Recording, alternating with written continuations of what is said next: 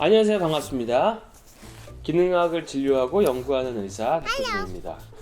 오늘 여러분들께 전달해 드릴 주제는 놀라운 과산화수소의 효과와 그 활용법입니다. 과산화수소가 보통 이렇게 소독하고 이럴 때 쓰잖아요. 사실 건강에도 굉장히 중요한 게 있거든요. 어떻게 하면은 건강에 도움이 될지 궁금하시면 오늘 잘 보시면 도움이 되실 겁니다. 과산화수소는 여러 가지에 도움이 되는데 제가 일단 과산화수소의 효과를 좀 알려드려 볼게요. 일단은 체내 산소를 굉장히 올립니다. 산소 포화도를. 산소를 올리게 되면 어떻게 되죠? 몸의 염증들이 줄고 그 다음에 피로가 없어지고 암들이 잘 생기지 못하는 환경이 되죠.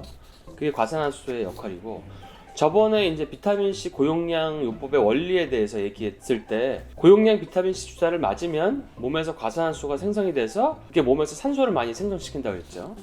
그런 거랑 비슷한 원리로 똑같이 산소를 발생시킵니다. 그리고 많은 균들을 죽여요. 그러니까 우리가 요즘에 보면은 유튜브 보면은 과산화수소로 비염 치료하는 게 좀 나오죠. 과산화수소를 만들어서 뭐 귀에다 면봉을 했더니 이게 이렇게 코가 뻥 뚫리더라, 뭐 이런 얘기가 나오죠. 그게 왜 그러냐면은 염증 있는 분들은 코에 다니는 길에 그 미세한 균들이 있는 경우가 많이 있거든요. 그게 소독이 되니까 그렇습니다.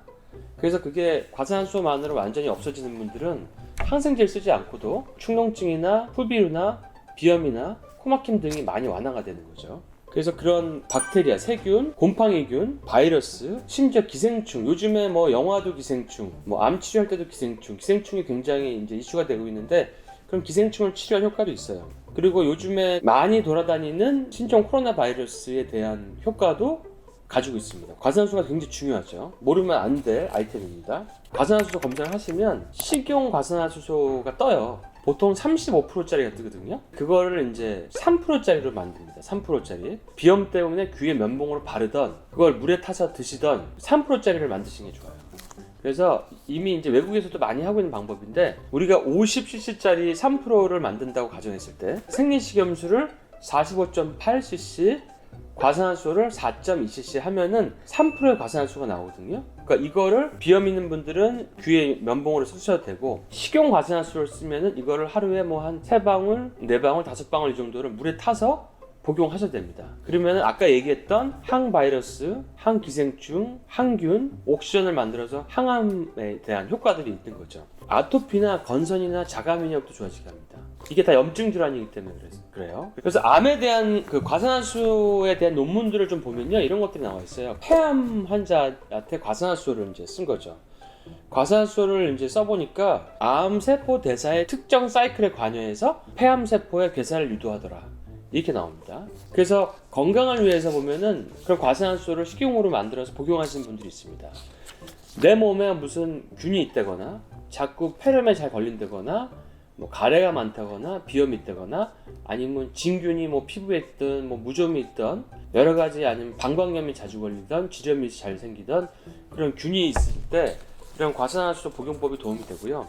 그러니까 암에 대한 거는 어떤 기전이냐면 산소만 많이 만드는 게 아니라 TNF-알파라 그래서 튜머 네크로시스 팩터, 그러니까 종양을 괴사시키는 그런 물질을 더 생성시키고, NF-카파비라고 해서 염증을 유발시키는 물질이 있어요. 그걸 감소시킵니다. 그리고 암세포의 이동과 전이를 방지시키고, 항암 화학요법, 항암제죠. 그거를 드시는 분들은 같이 했을 때 더 시너지 효과를 냅니다. 항암제를 먹었을 때 내성이 생기면 다른 약으로 바꾸잖아요. 근데 그 내성도 줄여준 효과가 있습니다. 그러니까 굉장히 비용도 안 들고 굉장히 좋은 아이템인데 사실 잘 모르죠. 사람들이 활용법을 잘 모르고.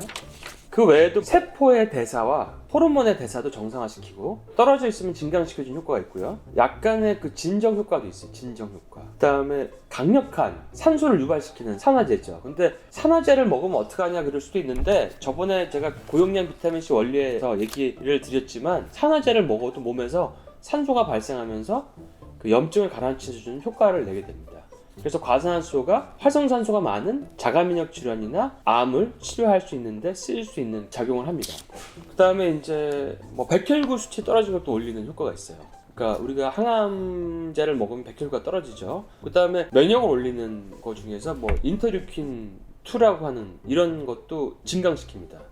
그러니까 이게 여러 가지의 작용을 하게 됩니다. 그래서 이런 과산화수소의 놀라운 건강에 대한 그 활용법과 효과, 이런 것들 여러분들이 아시면 좀 많이 도움이 될 것 같습니다. 그래서 과산화수소를 단지 비염에만 쓸 게 아니라 피부 아토피 있으신 분들은 이걸 희석해서 피부에 써도 효과를 볼 수 있고요.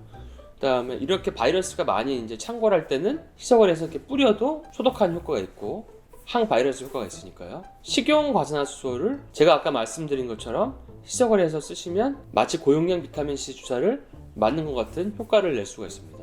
고용량 비타민C 주사를 맞으면서 같이 먹으면 더 효과가 좋겠죠.